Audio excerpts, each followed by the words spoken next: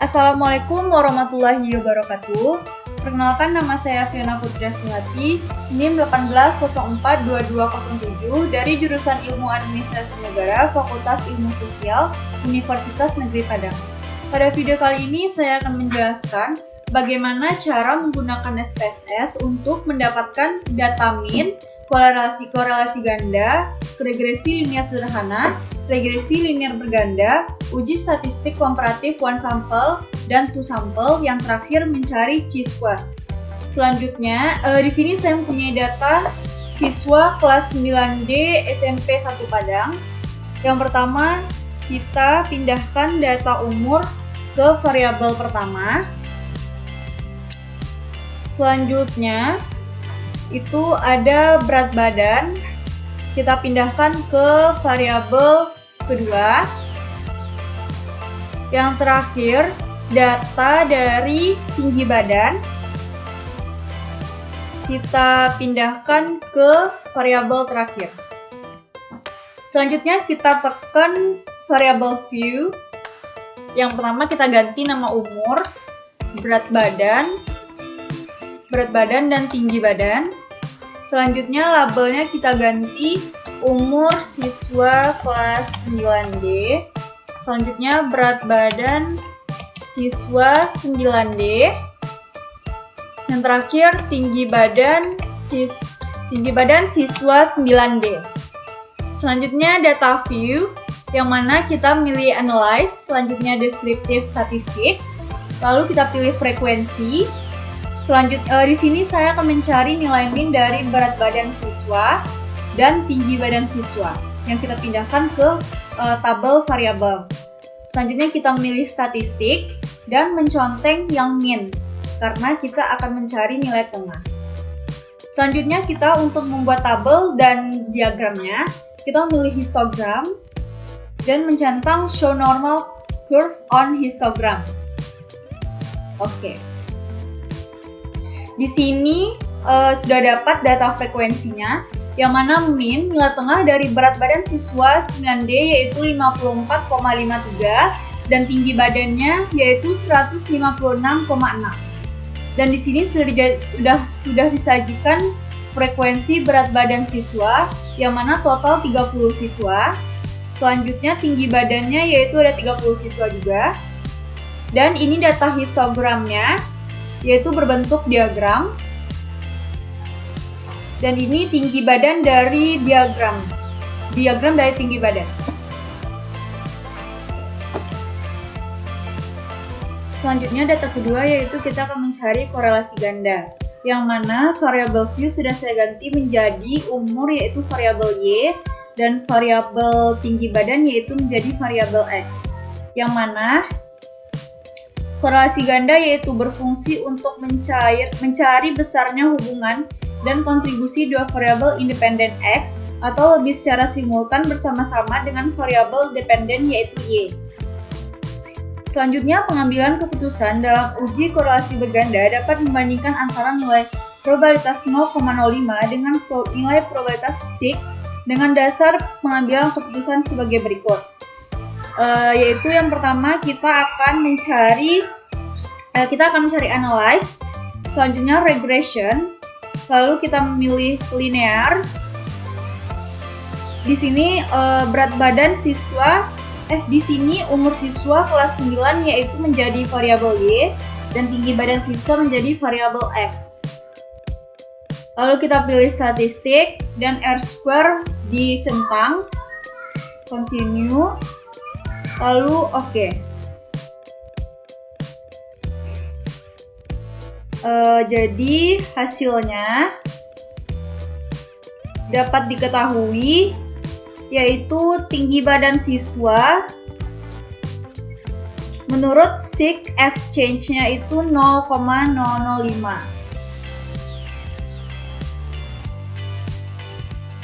Yang mana jika nilai probabilitas 0,05 lebih kecil atau sama dengan nilai probabilitas sig F change atau 0,05 kecil dari sig F change, maka HO diterima dan HA ditolak.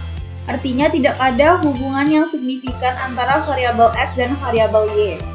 Lalu ketentuan yang kedua, jika nilai probabilitas 0,05 lebih besar dari nilai probabilitas sig F change atau 0,05 besar sig F change, maka HO ditolak dan HA diterima. Artinya ada hubungan yang signifikan antara variabel X dan variabel Y. Maka dengan data ini dapat disimpulkan, jadi sig F change-nya yaitu 0,05, sedangkan nilai probabilitas yaitu 0,05. Jadi dapat disimpulkan adanya keterkaitan atau adanya hubungan yang signifikan antara variabel X dan variabel Y.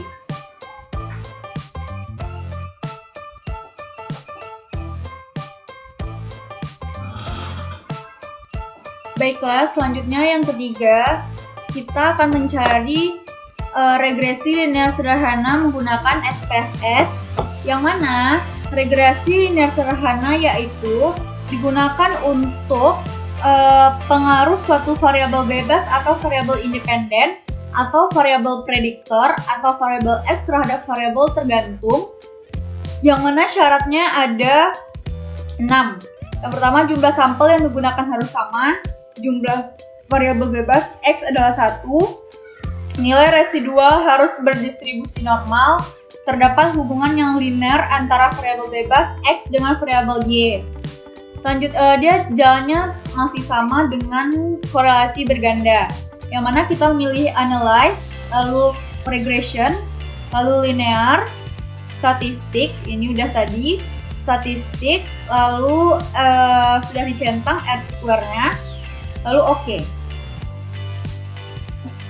Jadi pada korelasi linear sederhana kita memfokuskan kepada model summary dan koefisiennya, yang mana model summary 0,499 yaitu 0,499 lebih besar daripada 0,05. Jadi tidak ada hubungan yang signifikan antara umur, tinggi badan, dan umur.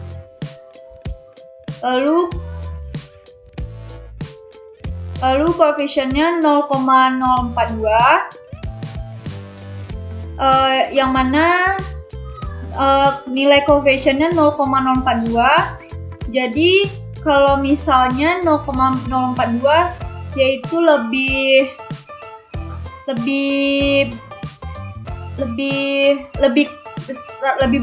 kecil daripada 0,05.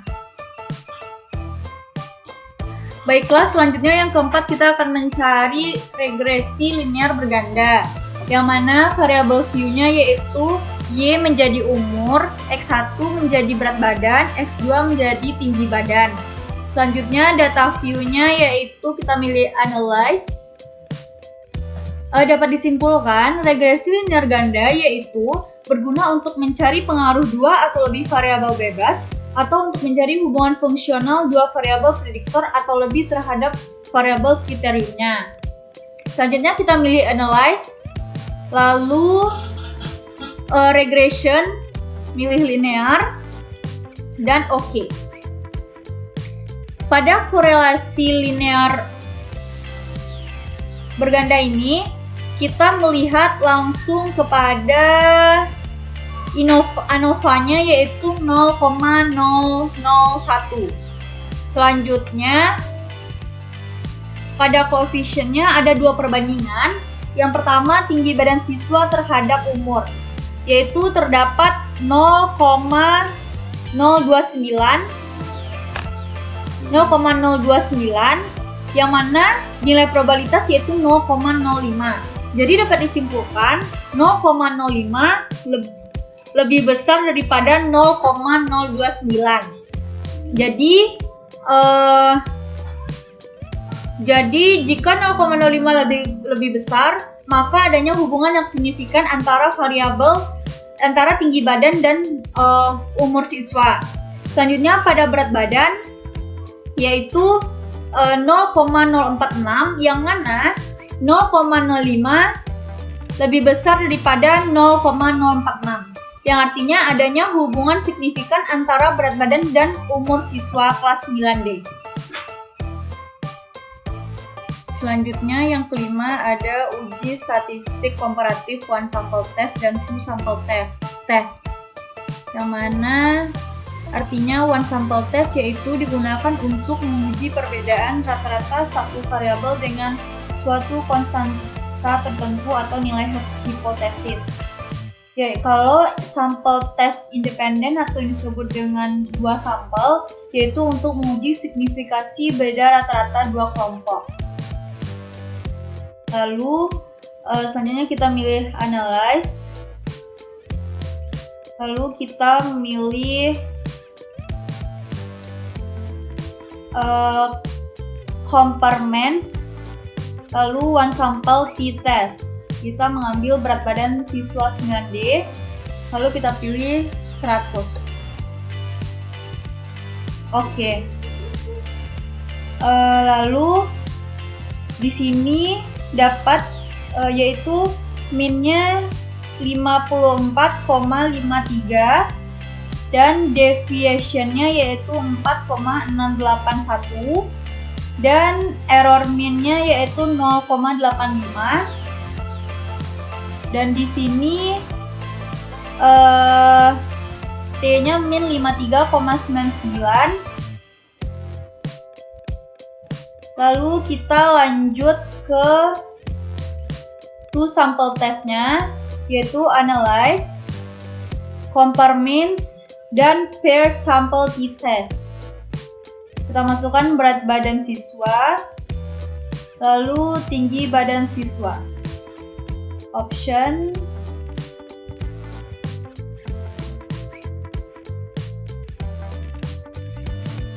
Oke.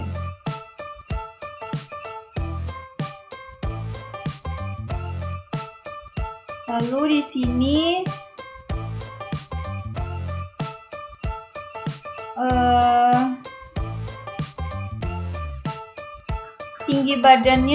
tinggi badan siswa yaitu berrata-rata 156,600 per jumlah 30 siswa, sedangkan deviationnya tinggi badan yaitu 6,20 dan error minnya yaitu 1,1. Selanjutnya dengan rata-rata dua kelompok tersebut yaitu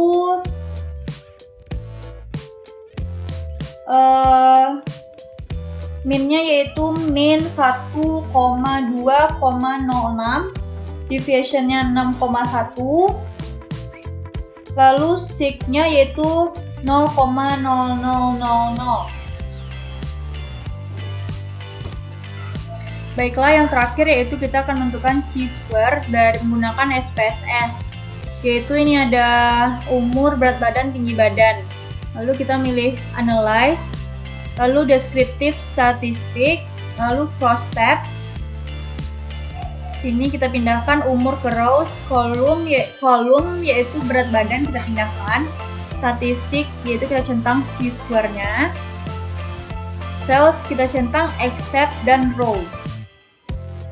Lalu kita pilih OK.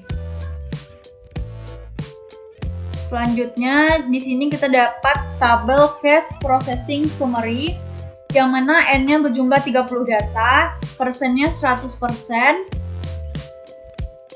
dan lalu di bawahnya ada tabel Cross Tabulation yang mana